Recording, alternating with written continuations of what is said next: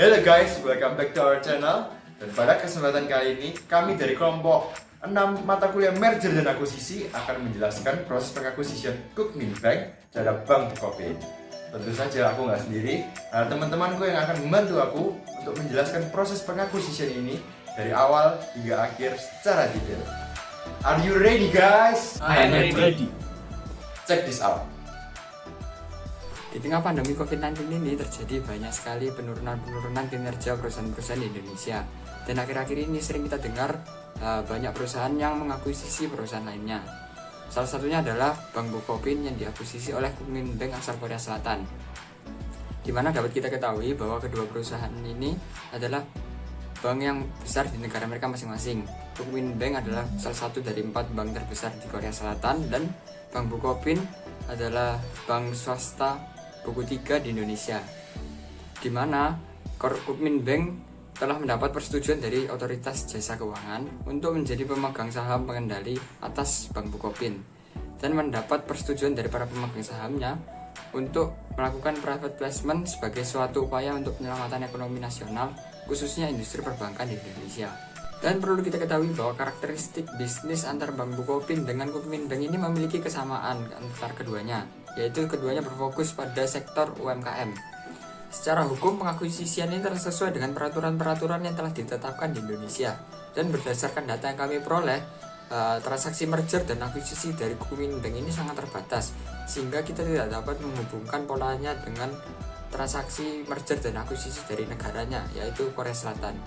Meskipun terjadi sedikit konflik antara Bosowa Corporation, namun konflik tersebut telah terselesaikan dan proses pengakuisisian ini berjalan dengan lancar. Syarat-syarat yang telah diajukan oleh Kukmin Bank semuanya telah disetujui atas kesepakatan bersama antar semua pihak. Nah, tujuan dari Bank Kukmin mengakuisisi Bank Bukopin sendiri itu ada 2 alasan.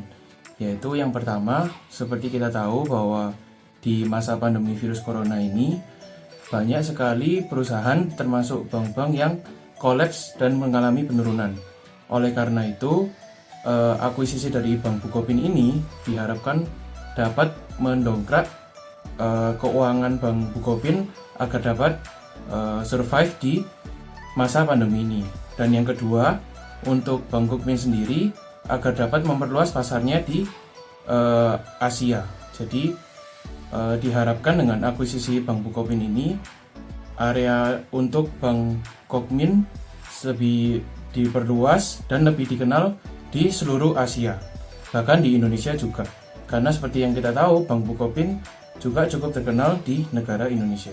Metode pembayaran yang dilakukan Bank Bukopin saat pengakuisisian Bank Bukopin adalah sebagai berikut. Yang pertama, Bank Bukopin akan menerbitkan saham baru sebagai right issue. Kemudian, Bank Kukmin sendiri akan menciptakan escrow account atau rekening bersama dan pembayaran dilakukan secara 2 tahap. Total dana yang digelontorkan saat pembayaran adalah sekitar 2,8 triliun. Setelah itu, saham yang dimiliki Bank Bukopin sekurang-kurangnya 51% menjadi saham milik Bank Kukmin. Itu adalah metode pembayaran yang dilakukan Bank Kukmin saat pengakuisisian Bank Bukopin. Ya, di sini saya akan menjelaskan tipe Kukmin Bank akuisisi Bank Bukopin. Jadi bisa kita lihat bahwa Kukmin Bank dan Bank Bukopin memiliki tipe akuisisi horizontal. Karena dapat kita ketahui bahwa di sini Kukmin Bank dan Bank Bukopin bergerak dalam industri yang sama, yaitu industri perbankan. Alasan mengapa mereka termasuk tipe akuisisi horizontal adalah karena mereka memiliki tujuan yang sama, yaitu tetap fokus pada hal yang paling relevan dan sesuai dengan fokus bisnis, yaitu segmen retail, terutama UMKM, koperasi dan komunitas pelaku bisnis Indonesia Korea. Melalui penerapan standar disiplin sesuai manajemen resiko kerja sama antara Kukmin dan Bukopin juga dapat dilakukan untuk peningkatan layanan pada pengajuan KPR. Apalagi sektor ini merupakan spesialisasi dari Kukmin. Proses pengakuisisian Kukmin Bank terhadap Bank Bukopin ini menggunakan taktik friendly takeover. Kok bisa sih? Nah, dari dua perusahaan ini tidak ada unsur paksaan sama sekali, melainkan mereka bekerja sama dengan mengedepankan asas saling menguntungkan. Bank Bukopin mendapatkan banyak suntikan dana dari Kukmin Bank dan Kukmin Bank sendiri mendapatkan banyak kesempatan untuk mengembangkan pasar mereka di Asia. Nah, Hasil dari proses pengakuisisian Kukmin Bank terhadap Bank Bukopin ini sendiri berjalan mulus dari awal hingga akhir. Keputusannya, Kukmin Bank dapat menguasai mayoritas saham Bank Bukopin sebanyak 51%. Dan tentu saja itu merupakan kabar baik bagi kedua perusahaan karena mereka dapat menyelesaikan proses pengakuisisian mereka dari awal hingga akhir dengan sangat baik.